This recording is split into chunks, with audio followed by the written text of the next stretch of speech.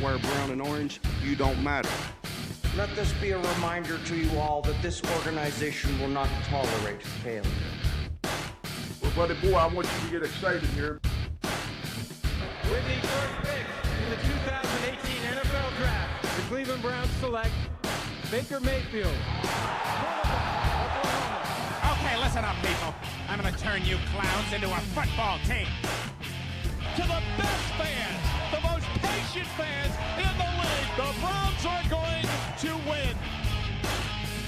When I woke up this morning, I was feeling pretty dangerous.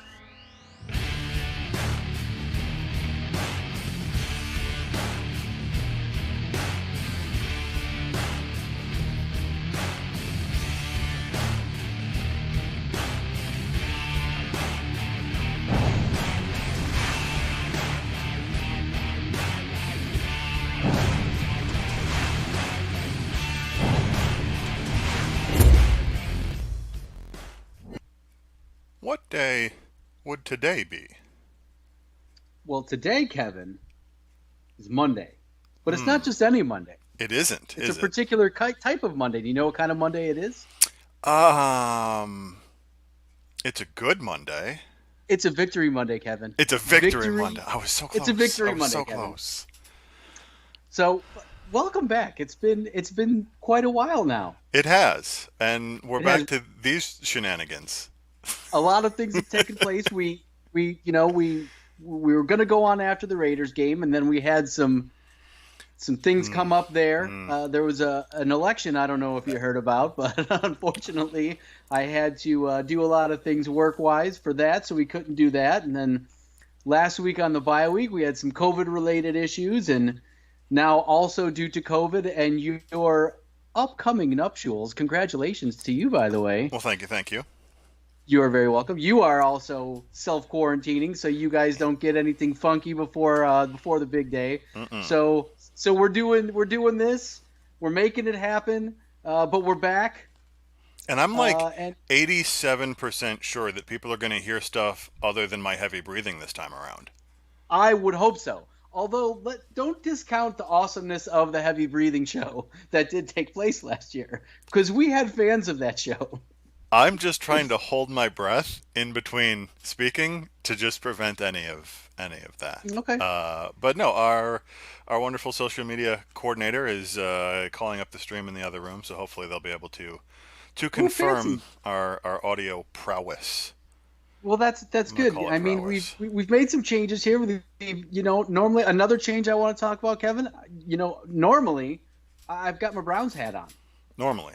But I'm not wearing a Browns hat because I'm freshly shorn. I see this. I'm shorn. I'm showing off my mostly bald dome at this point now. Since my hair is leaving me, I decided to pull the plug and give myself the Jason Statham look here. And so I want to show it off, not wear a hat. Let everybody see my gigantic head today. On the plus side, though, if people don't remember what you look like with hair, today's YouTube thumbnail will help them out a little bit. There it is. Horrifying. That is absolutely horrifying in every single way. Look, I love the title though. It doesn't look a whole lot better without your face, though. I'll tell you that much. No, it really doesn't. It's pretty creepy either way. Right. That's unfortunately that is or was John Bon Jovi, and yeah. I used to love that guy, and I can't ever look at that picture ever again. Ever. But no. My work here is done. I feel that the title is apropos because that's what the Browns are, I think, in many ways. We're living on a prayer. And I'm okay with it because so far it's not terrible. No. It's not terrible. We're getting to where we need to be. The first half of the season has come and gone. Unfortunately, we ended that first half with a loss against the Raiders. I'm not going to go too much into that game at this point. We all saw it.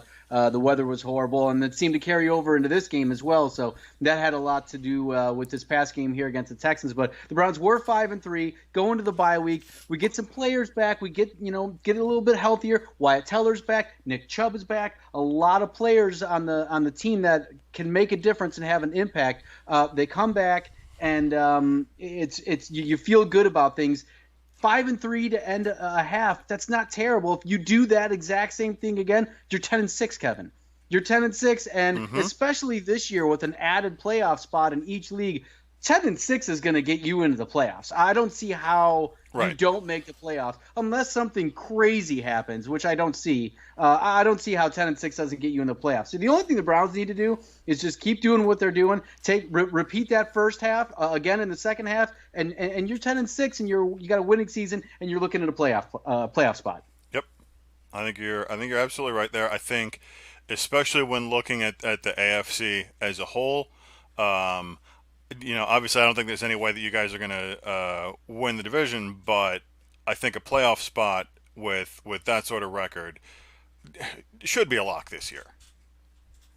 Well, and obviously, I completely agree with you. At this point, the division title is, as far as I'm concerned, completely out of the question.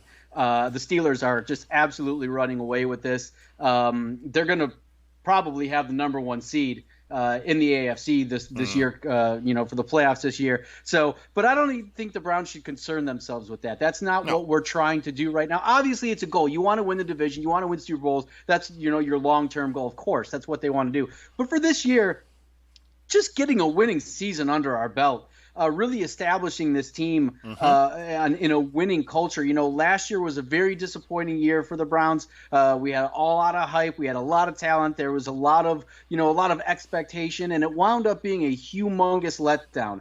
So to be able to kind of flip the script on that and come back, play well, and they have played well. I know, again, people are going to poo-poo the Texans, and I get it. They're a 2-6 football team, but the Texans are not a terrible football terrible football team. Especially on the defensive side of the ball.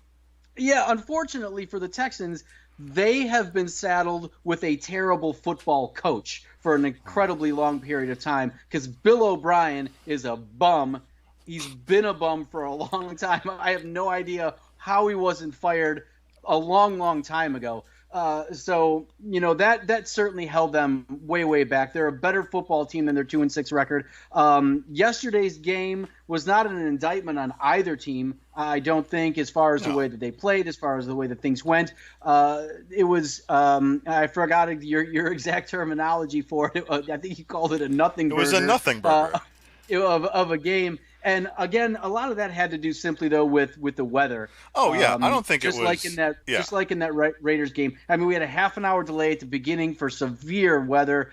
It was a torrential and it barely got better from there. Yeah, no, it was really bad. And then the wind, I mean, there were 40, 50 mile an hour gusts in that stadium. They talked to Baker after the game, and they point blank asked him, "Hey, was this weather just as bad or worse than the Raiders game?" And he said it was far worse than the Raiders game. And we thought that was a terrible weather spectacle to see and have to play football in. So, but the Browns adapted. Kevin Stefanski said afterwards, we played the type of game I thought we needed to play. We called the type of game I thought we needed to call in those conditions. And that pretty much dictated that we run the ball a whole lot. And that's exactly what we did. We got back to doing what it was that's gotten us to this point, and that's run the football. What an incredible difference it was to have Nick Chubb back. I don't need to overstate it or make any big deal about it. It's incredibly apparent that he is just the absolute catalyst for this team. He is the spark. He is the everything for us. He is our MVP. I know I'm a homer. I'm going to say this, though. I think that Nick Chubb is the best back in the NFL. That's not to take anything away from some of the other backs. I know Derrick Henry is a great running back, and there's a few more guys that are out there that are absolutely electric. But I just don't think that there is another back in the NFL right now that does for his team what Nick Chubb does for this team. And it's incredible. Kevin, I think you have a graphic for it actually, since we're talking about that one. You can go ahead and toss that one up there. We've got a couple of them here. If you want to look at the difference he makes, yeah. Here it is. I love the U2. Well, I mean, we had kind of a musical theme going on this week, and it's cool. And I love it. We're the '80s. It's cool, baby. Thank you. But I mean, the rushing, 217 yards. Chubb 6.3 yards per carry. Kareem Hunt 5.7 yards per carry. But this is the big one. Without him, 99 yards per game, 217 to 99 yards. Kareem Hunt, he drops down. And, this is a good point. I'm glad this stat brings up a good point that I wanted to make. I don't dislike Kareem Hunt at all. I think that Kareem Hunt is an electric back in his own right. He's incredibly powerful. He's got great vision. And it's not that he's not a lead back, because he is. He led the NFL in rushing in 2017, so clearly he has the capability of doing that. But he's better with Nick Chubb. He is better because Nick Chubb is starting the game. He grinds it out at the beginning. It allows Kareem Hunt to come into the game later, fresher, and do more damage against a tired and weakened defense. And then he can do whatever it is that he wants. And he's not gassed or anything. He doesn't have to take on that responsibility of playing an entire game or shouldering the burden of being that back. He's the guy who can come in, bat cleanup for us. And it's fantastic all the way around what Nick Chubb does for this team, how he sets us up, and what he allows us to do and accomplish. And he comes, and Wyatt Teller too. Wyatt Teller is back, and those two we immediately went back to being a run-dominant team. The Texans have a good defense as well. You can't take anything away from them defensively, and we ran all over them. I mean, we just steamrolled them, and there was nothing that they could really do to stop us. And it's just, I hope that the Browns can continue to do this throughout the rest of the year. This is our identity. This is our MO. And when you have Baker Mayfield throwing 20 passes or less in a game, man, it's a great recipe. It's a great recipe for success. I love it, and I hope that guy doesn't get hurt anymore either. So the most interesting thing to me about these with and without Chubb stats. So this includes yesterday's game. If we were to take yesterday's game back out of this, the with Chubb's rushing average drops down to 204. And ironically, Kareem Hunt's yards per carry would have gone up slightly. He would have been at 5.8, but I think, again, yesterday, having Chubb back, having him healthy, I think they gave him a few more extra touches versus Hunt than they probably would have if it was just another game, if he hadn't been out an extended period. But that was interesting to me to see such a jump in even that average yards per game with one game under their belt. Now, I mean, you rush for 231 yards in a game, and as a team, that's gonna help that average. Set a record, but for the first time in 56 years, not since Jim Brown was in a uniform for the Browns, have the Browns had two 100-yard rushers in the same game. And that's I'm really looking forward to. I've been a Browns fan for a long time. I'm 42 years old now. I still remember, the 80s, the mid 80s, when the Browns had some really dominant teams back then. And we had a couple of guys, Kevin Mack and Ernest Biner, and they both rushed for 1,000 yards in the same season for the Browns. And that was a hellacious 1-2 punch. And I think that this team, with these running backs, are even better. I think that they both have the opportunity to be even better than Mack and Biner and surpass that. And that really set the tone and created an identity for those Browns teams. And it's just exciting to see this level of play again. You just can feel the electricity. Anytime Chubb touches the ball, he can house one. And he just runs with so much power and authority and vision. And he's explosive. He is just the most complete back I've ever seen in a Browns uniform. I don't want to say, I'm not going to say he's better than Jim Brown. I never saw Jim Brown play. I think that we can all agree that Jim Brown's probably one of the greatest of all time, if not the greatest football player of all time.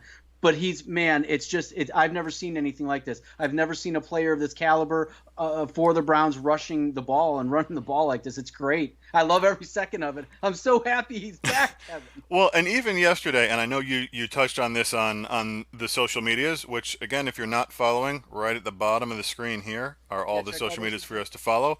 Our social media manager tweeting along with the show right now.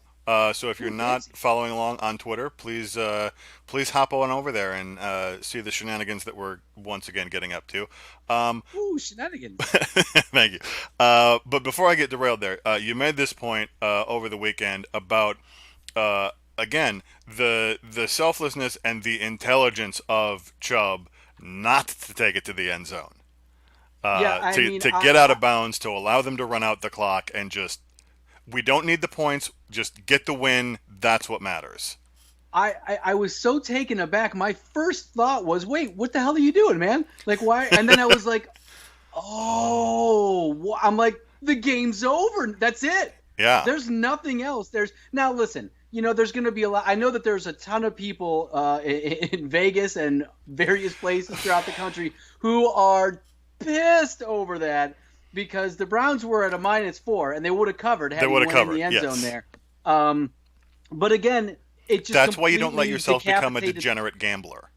Yeah, it decapitated the Texans and ended it right then and there. Yeah. Because granted, you could have been 17-7 with I think it was like 59 seconds left or something like that. But you never know. I mean, you got a guy of Deshaun Watson's caliber over there. He can make an incredible throw. They've got playmakers on offense. They've got Will Fuller. They've got some people who can do things. He throws one up. They score. You get an onside kick. Next thing you know, who knows? Yeah. But you completely take all of those what-if scenarios and the hypotheticals completely out of the equation by stepping out of bounds, and that's just it. It's don't over. Give him the you ball. Go out, you kneel the ball, and you're done. Yep.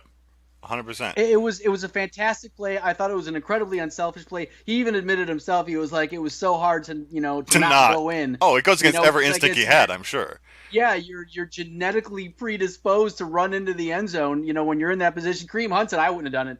He's like, I'd have housed it. There's no way. He's like, I'm going in the end zone. I'm eating. And I wouldn't have blamed him. I don't think anybody would have blamed him for going in. But it just shows what a selfless player he is, with the team first mentality that he has, and that just speaks volumes to him, his character, and that example that he's setting for this team. I can't sing the praises of the man enough. I absolutely love it. I love seeing it. It's fantastic in every way. So the other thing, again, talking about his explosiveness here, we've got this graphic here, still leading the league, despite missing all those games, still leading the league in runs of 20-plus yards. He went out in week 4 after the beginning of the game and missed all those weeks. And again, look at it. It's just explosive. That's all. It's the only thing. I mean, the man is just, he can house one at any single time. He's electric with the football in his hands. And it's so much fun to watch. It's pure joy. It's pure joy, Kevin. These things are not normal for Browns fans. We're not used to seeing this level of satisfaction and excitement and any of this. We're not. And it's great to see. It's great to see. So that pretty much sums up the big nothing burger that was yesterday's game. Yeah, I mean, there's really not a whole lot to say about it. I mean, you could see that, the Texans missed a field goal, and you can't put that on their kicker because it did things Good luck in out the there. air. Yeah. It was just really bad. It was really rough conditions to try to play a football game in. And it came down to, we had a two-headed monster on the ground, and they didn't, and we won. And that's all there is to it. Baker didn't make any mistakes. He made a couple plays when we needed to, moved the ball when we needed to, and that was it. We just ground one out. It was not an enjoyable game to watch. There was no excitement really, other than what we just touched on with Chubb and him being back. It really was. It was a nothing burger of a game. So that's all you can say. Maybe you had the perfect title for it. Fortunately for all our fans, however, we still have all of the material from last week's bye-week show that we never got through. Kind of a first half recap, if you will. Sure, let's scroll through it. Let's start with the most obvious one. with our top dogs in Doghouse. Because I have a feeling we can go on this one for a while. Definitely for a while. And I picked these three guys up at the top for all of the obvious reasons. Again, Wyatt Teller, he's such an impact player. The things that he does in our run game, you could really see during his injury how much, him and Chubb both being out at the same time was just devastating to our run attack. And you see both of them come back healthy now, and we just picked up right where we left off. An incredible impact player. I mean, a great pickup for us, and I think, to me, probably the most important player on our offensive line. Obviously, Chubb as well, and Garrett just doing what he do, doing what he do, just eating all year. And then the doghouse. This is a great graphic. This is my favorite thing. It's Sendejo and his band of Midfist toys. Oh my goodness, this man! I don't. Kevin, I laughed. I talked with Matthew J a little bit about it yesterday. I talked to Pastor Sean about it yesterday. Sendejo's play. I mean, he's just always there. 3 seconds late. Mm-hmm.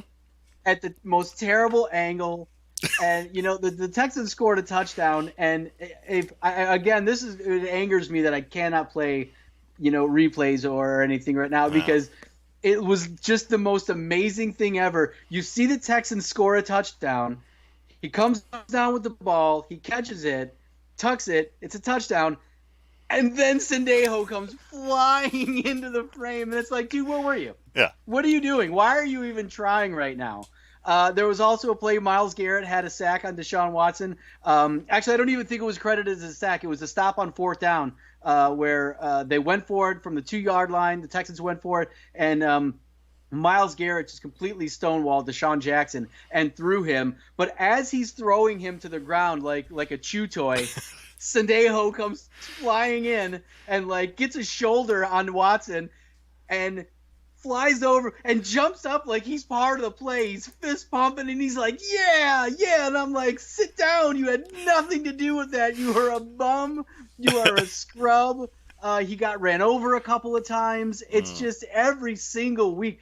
And I hate to pick on the man. It's if he watches or anybody puts this stuff towards him, it's certainly nothing personal in any way, shape, or form. But to see week after week after week, it's almost comical. The level of ineptitude and the way that he just shows up on the screen flailing wildly 3 seconds late or taking horrific angles, injuring other defensive players. He's injured like 4 players this year. It's just absurd. So he definitely gets my doghouse of the first half of the year award. He's going to get it for the second half, too. Well, probably. I'm telling you that right now. At this rate, yes. If yesterday's game is anything to go by.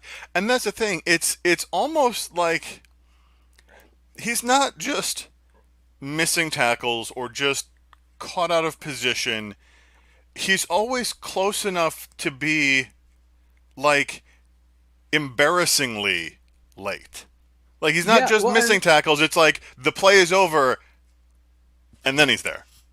Yeah, it's like I said a few weeks ago. I told you if you ever want to find Andrew Sendejo on the field, he's the closest person to the guy who just scored for the other team. And that's the best way you can find him. He will be the closest person to the player who just scored for the opposing team. The closest opposing player. There will probably be players on the same team that are somehow even closer.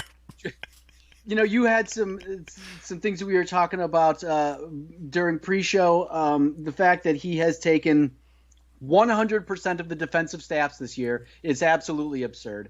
I don't even know what to say to that, how that's possible. There's nothing. I have no words for that. Well, and then of all of those defensive snaps that he's taken, number of defense passes is 0. So he's made no impact.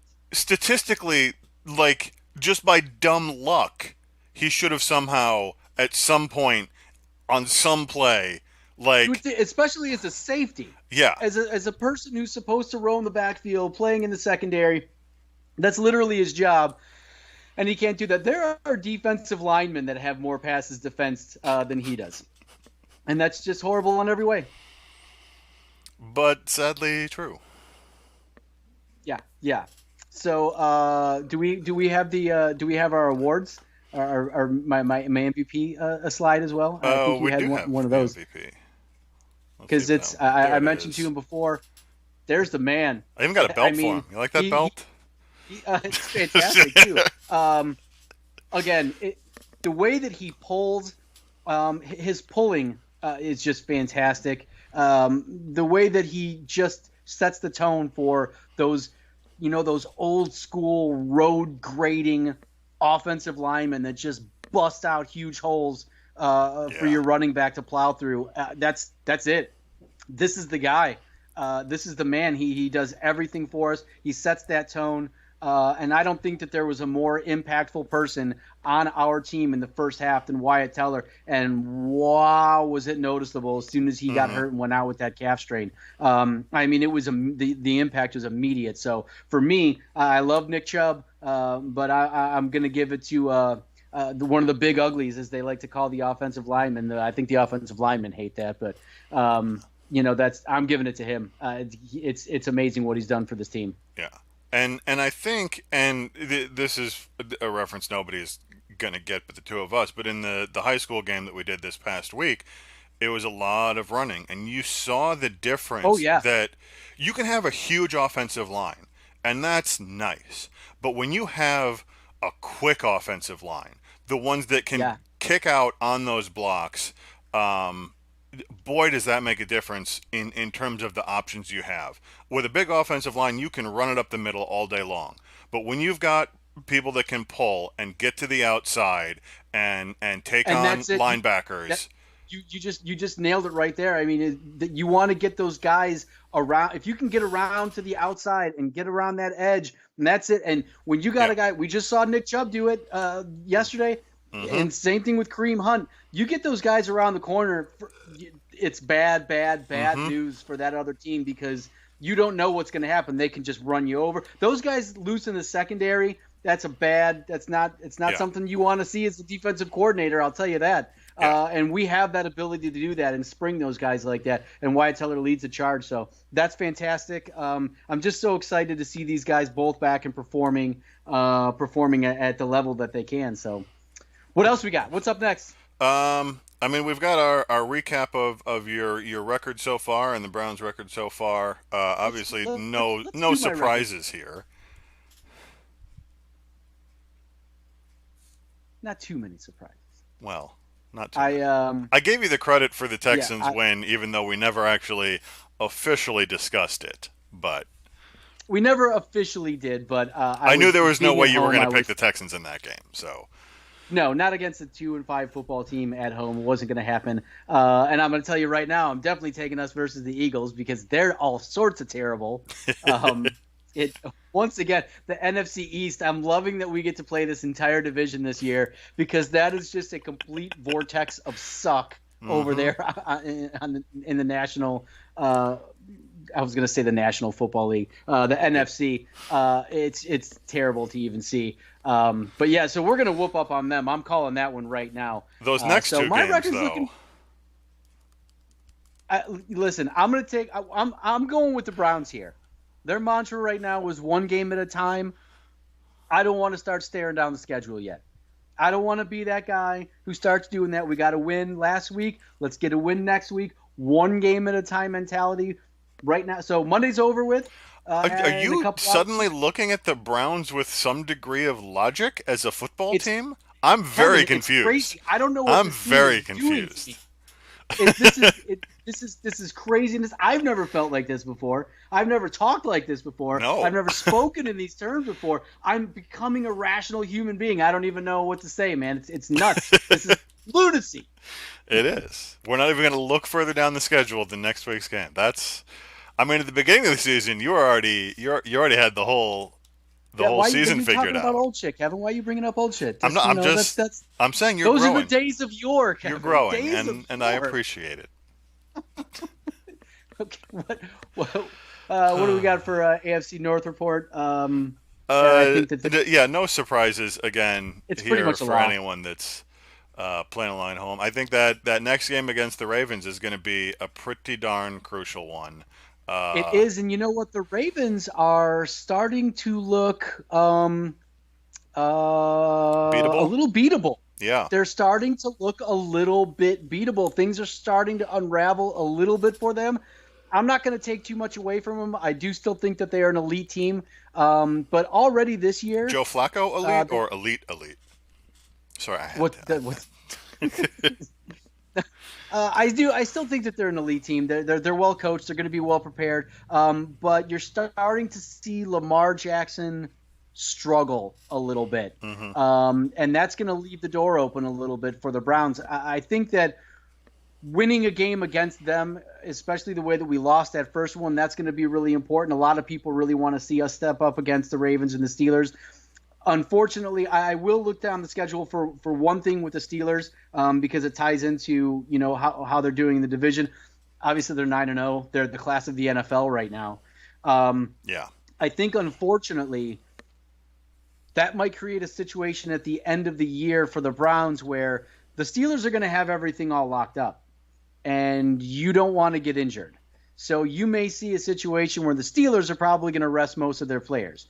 Now, if they have a first round bye, you don't want to sit 2 weeks in a row either. Right. But they're certainly not going to play the entire game. You might see them play a half, maybe a quarter, just to get some work in before they rest. But and whatever that they're doing too is going to be the season games schematically, because honestly, they're not going to care. It's really more than likely that things could change. Right. But the way that it's going, I just don't see how it's going to have an impact on anything with them. No. Unless a team like the Chiefs maybe can catch them and you're playing for home field, something like that where it matters. That's a big deal. I could see that. But as it stands right now, I just don't see the Browns really getting a real test against the Steelers again this year, unless by happenstance we face them in the playoffs, which would be great because I'd like some comeuppance there. That'd be nice. But yeah, the Steelers are running away with this division right now, and the Browns, I think, should not even focus on that, not even worry about what it is that they're doing. A little bit of a litmus test against Baltimore. We still have a chance to, we're going to play them at home too. So yeah, that'll be an interesting game. And to that watch. game last night was interesting to watch. I only caught half the game probably because I just didn't care. The Ravens game? Yeah.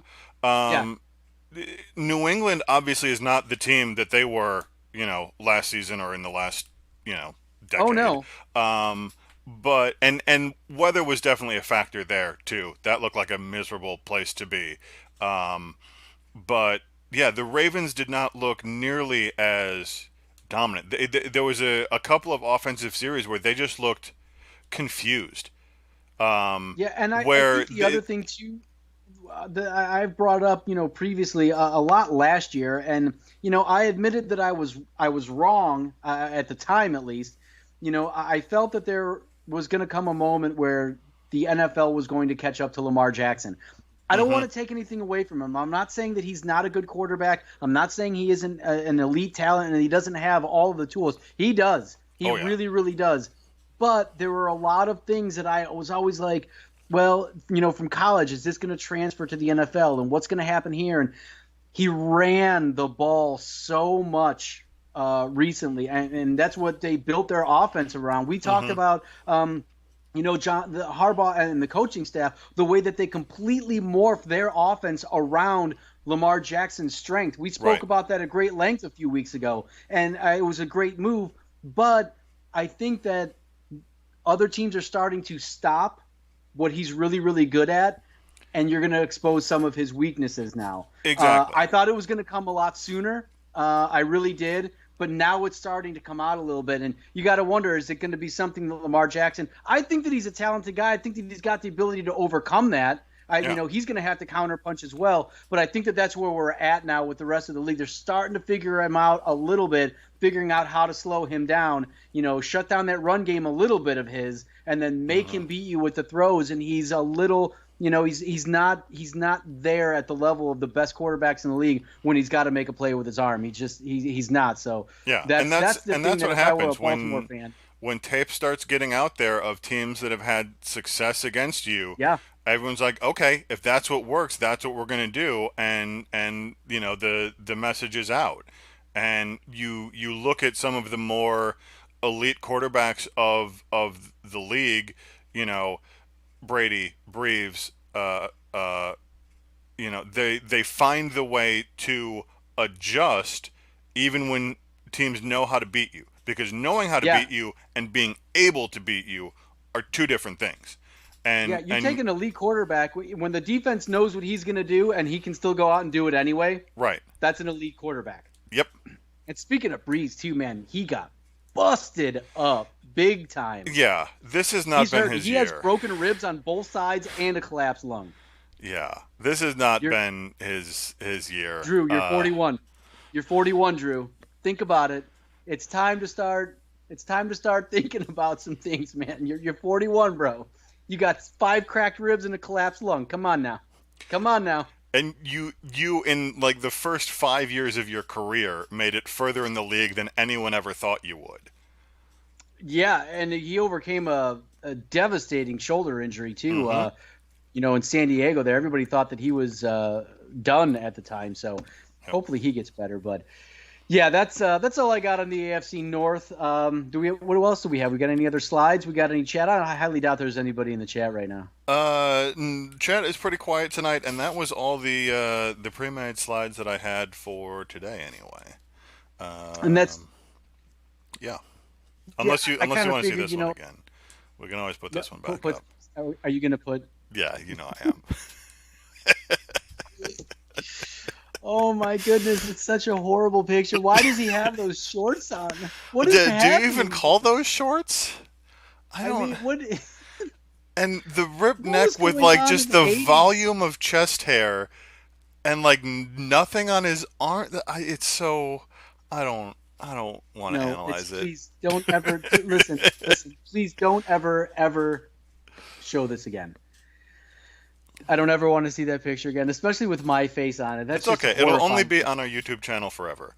Which again, look, I love the hair. I mean, I wish that I had that hair. I wish I could do that, but I don't. Oh, don't those ever. Days are, no. Those days are unfortunately over for me. So, looking forward though, Kevin, as we get ready to wrap this up here. You know, I'm really excited again about everything that we're doing on the ground, but once again, I'm excited to see this team develop and continue to develop. Like I said, we wanted to repeat what we did in that first half. If we could just go 5-3 again, we already got one win. So now, you know, it gets to the point where you start inching closer to, I guess, that magic number. It's kind of like baseball, you know. You get to a point where it's like, hey, we're going to be in. You start amassing so many wins, and you're not losing football games, and you can afford. The other thing too is we've afforded ourselves the opportunity to lose a game. Like if we drop a game or two, it's not the end of the world for the Browns. You know, it's not. Right. We could lose 2 games in a row. I certainly hope we don't against these 2 scrub teams that we're about to play. But we would still be okay. We'd still have a winning record. We would still be in the thick of the playoff one. And that's what you want to do as a team. You want to give yourself a chance. You want to build that up as you go forward and get that momentum going. I can't remember the last time the Browns were 6-3. I do remember, you know, I want to say it was the 07-08 season. You know, we started off, we were at 7-4. Things were looking good, and it might not even been 07-08. It might not have been that long ago. But Brian Hoyer was the quarterback, so somebody correct me on the year on it. But we started 7-4, and we were feeling pretty good about things. And I remember it because that's when Matthew J was co-hosting the show with me, and we were talking about it. We were like, hey, listen, this team could still lose 5 straight and finish the season 7-9. And that's exactly what they went out and did. They lost 5 straight, and we finished at 7-9, and it was horrible to see.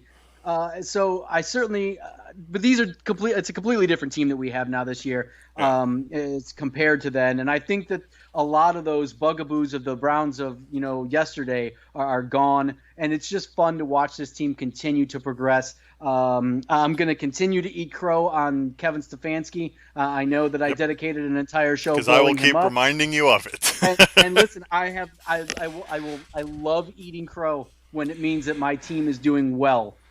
I will give you a small amount of credit there, though. I think coming off the season that you had, the decisions that were made, it's very easy not to trust the ownership and the management to make the right decision, because they're the ones that made the decisions that put you in that place in the first place. And you know what? I think even if you look at the Packers, a team that's been successful, making the playoffs consistently, winning Super Bowls, things like that. I know you don't know much about it. Even in our that wasn't necessary, man. That's completely uncalled for, bro. No, but even in our recent head coaching changes, there's been a lot of distrust of, is this really the right guy for the job? And then they come out and start winning, and it's like, oh no, yeah, our management knew that exactly what they were doing. They had this all figured out. Yeah, well, and you bring up something that I want to touch on, because it just kind of like jogged my memory a little bit of when I went absolutely ballistic on Jimmy Haslam and called him out. Mm-hmm. I haven't heard a word from him this year. I haven't seen him this year. I haven't read anything about him this year. I don't even think I've seen his face on a camera at all this year, and I love that. I love that that's the case. I don't want to see him. I still don't particularly trust the man. I'm still not a huge fan of his. But I will say I'm happy that we finally, I believe, got it right. I think that we might have got it right on this one. Mm-hmm. And that means that I'm not going to have to listen to him babbling like an idiot at the end of the year, telling me how we're going to get it right, we're going to try, we're going to work real hard, whatever it is that he does every year. I don't have to listen to that, and that's going to put me in a really, really good mood. It's putting me in a good mood. And listen to your so I'm going to give Kevin Stefanski all the credit in the world. I like what he's done with his team. I like how he's turned things around for us, and I like how he's still keeping it going. He had a great game plan yesterday. He came out and he said, hey, this is what we needed to do in this situation. And situational football is another thing the Browns are not used to having. So all of these things that are coming together for us, Kevin, are just fantastic to see. And I think you're absolutely right there, in that that's not something the Browns are used to, is having a coach that is aware enough to say, we can't play the game we want to play, but we can play the game we need to play to win and get results. Exactly. Yeah, to play the game we need to play to win. We're going to scrap everything that we were going to do, completely rework this, and we're going to go win this game this way now. Yeah. And that's nothing we've never seen. We don't see that. Again, it's just not something, adjustments and all of that. His clock management is fantastic, which has always been a horrific issue. It has been a huge issue. I mean, last year especially, we spent how much time devoted to clock mismanagement. It's always been an issue, and all of these things are just, they're not issues anymore, and it's fantastic to see. So, Kevin, anything else on as you wrap up here? I see you chuckling, so you have to be looking at something on the Twitter feed. The social media Jessica has been doing a fantastic job tonight. Again, if you're not following us on the Twitters, which is over on this side, that side, it's a mirror pointing this way. At Barking Lot Show, please do. You'll certainly get many chuckles out of it. Shooter might not get as many chuckles as we do, but that's okay. No, but I was going. Something tells me she's making fun of my bald head. I didn't say that. I didn't say that. You just gave it away. Don't ever play poker with me, Kevin, because I'm going to take all your money. I'm just letting you know that right now. So if I told you last year, Shooter, Nick Chubb is going to purposely not score on what could be the last play of the game, guess the outcome of that game. Oh, I would. Well, for one, if you said that, I would probably start screaming immediately. I would just start screaming, and railing on endlessly about God knows what. But that would be what I would do. I would scream. But to see it the way that it played out was fantastic, and I've got no complaints. What a difference a season makes. One season. All right, Kevin. Well, I guess we can wrap this one up. Our virtual version of the parking lot. I think it went well. I like my little Browns background too that I have. That's pretty nice.